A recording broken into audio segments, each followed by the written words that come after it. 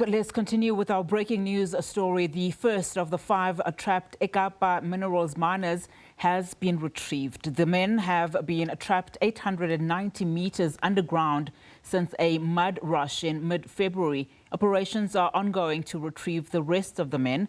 Police have confirmed that the body was retrieved this afternoon. SABC News reporter Keith Syster joins us now live from the Ekapa Mine. Keith, a very good afternoon to you. I would imagine, good news and some form of relief for the family of the person who has now been retrieved. Give us the exact details around the retrieval of the first miner in this case. Good afternoon to you, Unati. Indeed, it is great news for the family members of the one miner that has been retrieved, because it has been almost 3 weeks that rescue workers and proto teams have been underground searching in very difficult conditions for the trapped miners. We had rain, we had lots of water. The mine had difficulty pumping out water. There was a lot of mud, they said. And at some stage, they had a camera drilling through and they couldn't see anything. And then this week, we started hearing news that they are coming closer to where they think some of the miners would be. And around 3 o'clock this afternoon, proto teams and rescuers could then actually retrieve the body of one of the miners that was right in front of the shaft or the tunnel, as they say. But it's been a difficult 3 weeks for the families. I've spoken to family members that said it does not matter what condition their family member, the miner, comes out. They just want to see their husbands.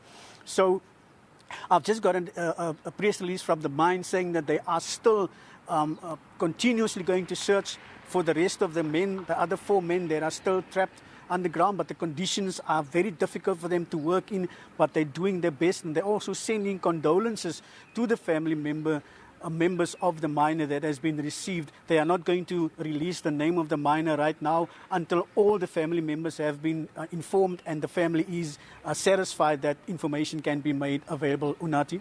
Yeah. Keith, we know that the Northern Cape government has also extended its support for the families. Just give us a sense in terms of how that looks like and how has that been going, in terms of officials speaking to family members and the kind of support that they've offered.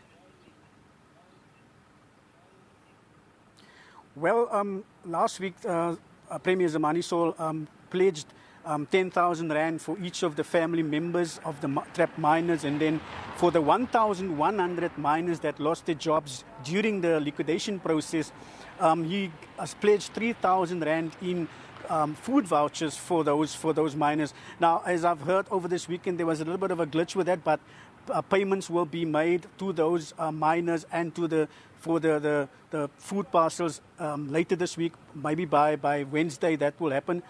So that's what the provincial government has done in the meantime to relieve pressure of the miners that have suffered under liquidation, and also the family members that have lost their loved ones in the mine at the moment. Unati?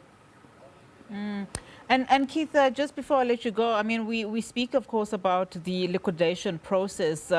We know, over 1,000 people are likely have lost their jobs, essentially. What do we know about, how some of them are doing currently? Any assistance there from even, unions or any other advocacy groups that are supporting their cause?